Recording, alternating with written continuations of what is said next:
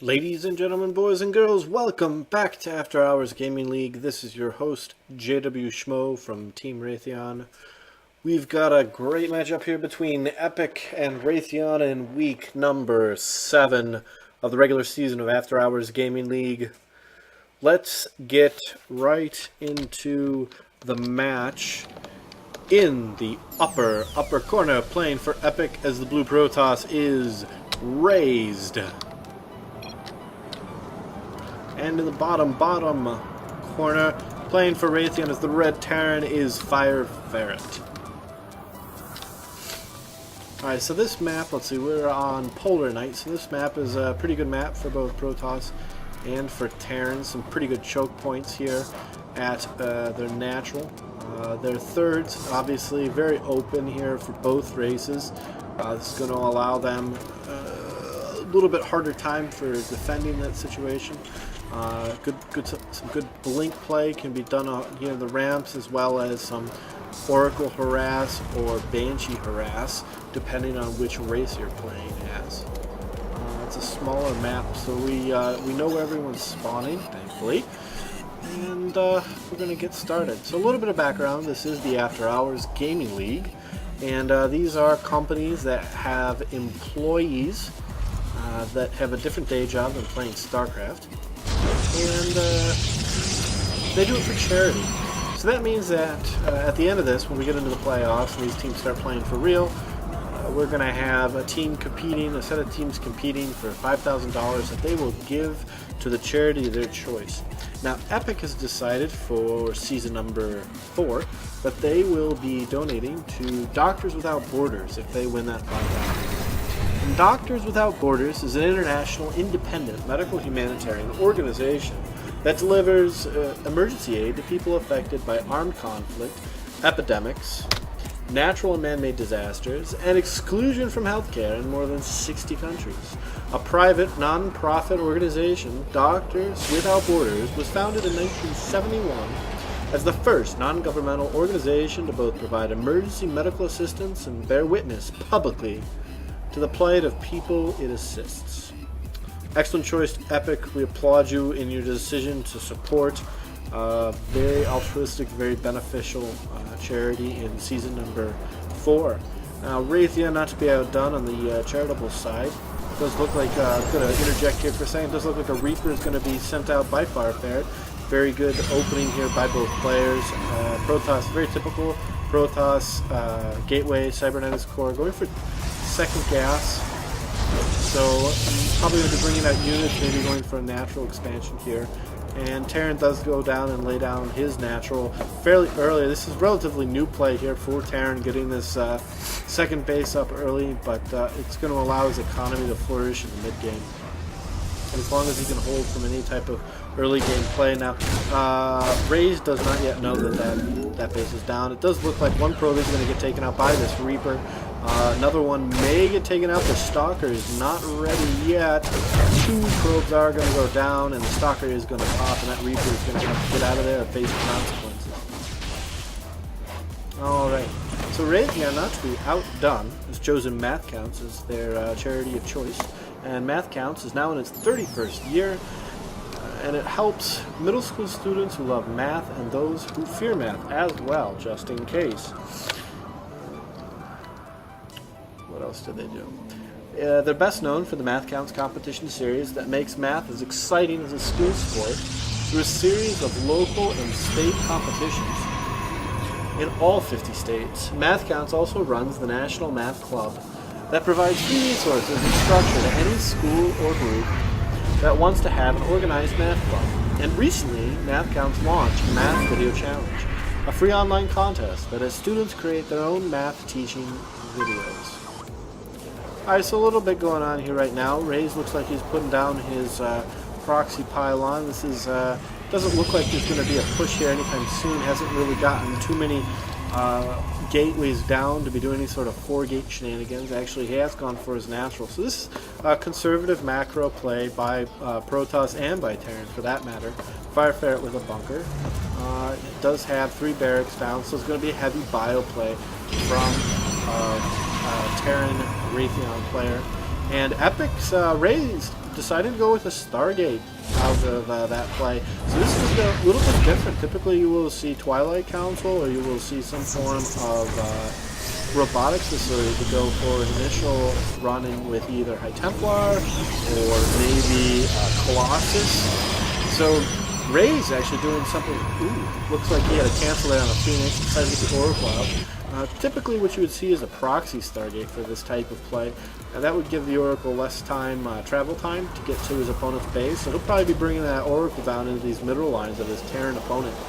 And FireFerret has scouted the Stargate, so at this point he should have seen that and should be able to anticipate that type of shenanigans. And he does put an engineering bay down to counter that. So then the key here is, now that he's got that engineering bay, he needs to be laying down some turrets in his mineral lines in order to protect against that type of play from this Oracle. If he's able to do that, that is going to set Razed back a fair amount here, and is going to allow FireFerret to get a little bit of an advantage economically if he can hold that back. However, he is not, in fact, building turrets in his mineral line. So this Oracle could actually do a huge amount of damage in the main, especially with these Marines now completely out of position to defend against an Oracle. FireFerret doing a little bit of a poke there, forcing two Stalkers and a Zealot out of Raze. However, it's not going to matter here. If this Oracle is going to do some damage, it's going to go in and get some work. The mineral line is completely unprotected. SCVs are going to drop 3, 4 SCVs. We're at 5, 6 now. Oh my goodness, and FireFerret has absolutely nothing to counter this right now. Marines are coming in, but it's already too late. Those Marines are going to chase off that Oracle. However, the damage has already been done. Upwards of 10 SCVs in that engagement there for Raze, and Raze must be feeling pretty good about himself right now. Up 300 resources compared to his Terran opponent, and now switching over into more conventional play with a robotics facility, a robotics bay, getting the extended thermal lance so that his Colossus will be able to kill anything that they can see within distance. Raze in a very good position with that little poke in there. It does, FireFerret does respond appropriately, laying down a missile turret in his main mineral line. However, still not laying one down in his natural. There it is, there it is. Alright, so FireFerret adapting to the situation, recognizing that he was in a little bit of trouble there. FireFerret does actually look like he is supply block now, right now.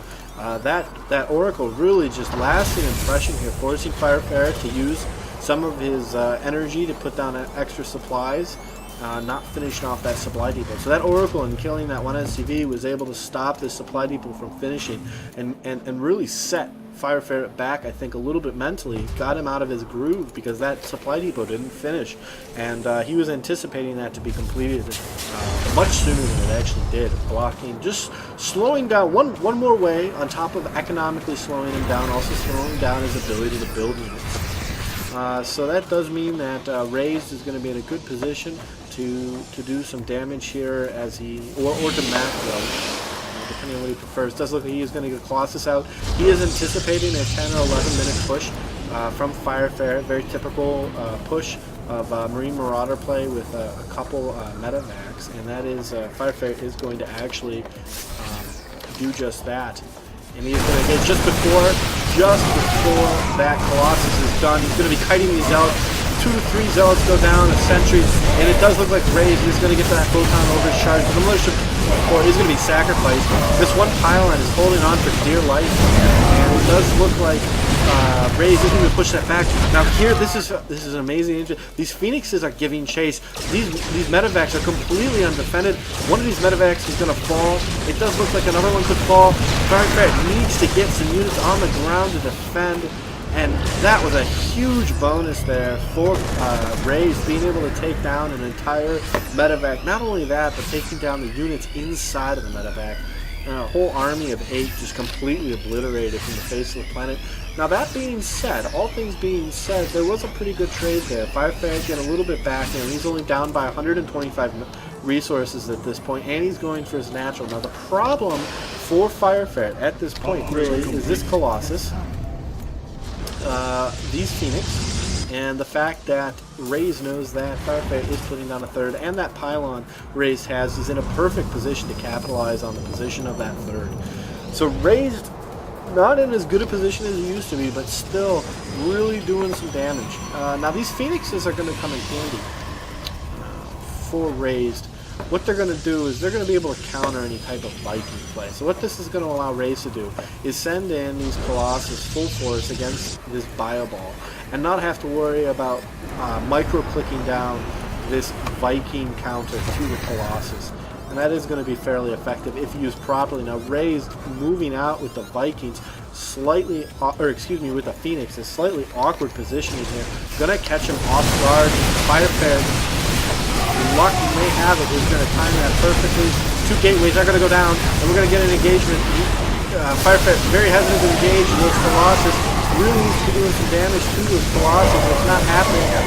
Needs to be taking down at least one of them. Hiding the Zealots, however, these Colossus are just too much with their extended thermal lance. It is going to be able to do some significant damage to that Bioforce. And now Razed incrementally driving his opponent back to his third. And Razed is actually going to be in a very good position, evenly matched with their armies, to lay down some hurt here to his Terran opponent. There's no siege tank, there's no range attack for Terran, there's no Vikings at this point. These Colossus have free range to just absolutely destroy this Fireball. And the only hope here for FireFerret is either to take down the Colossus by target firing them or to retreat. And hope that he doesn't die. And it looks like he's going to choose retreat. This third base is going to fall, and that is going to leave Razed in a very good position, preventing, denying that third base.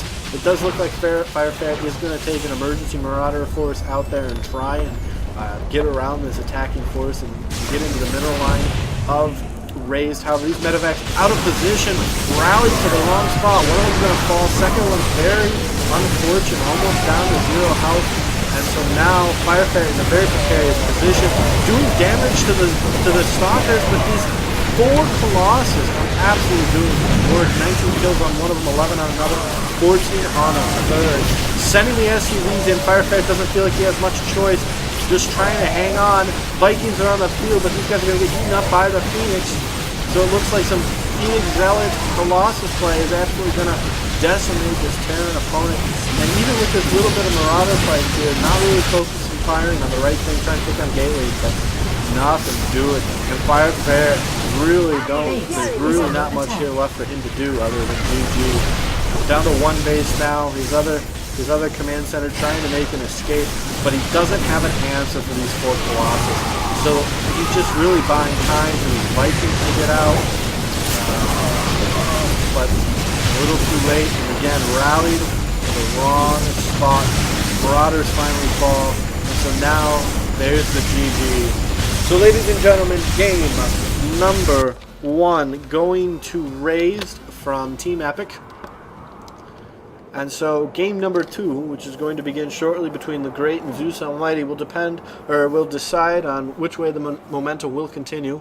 If Epic is able to take this in a 3-and-out, or if Raytheon is able to bring it back like they did against Google last week and win it in the ace match. So ladies and gentlemen, this is JW Schmo from Team Raytheon of After Hours Gaming League. Thank you for watching, and stay tuned for game number 2.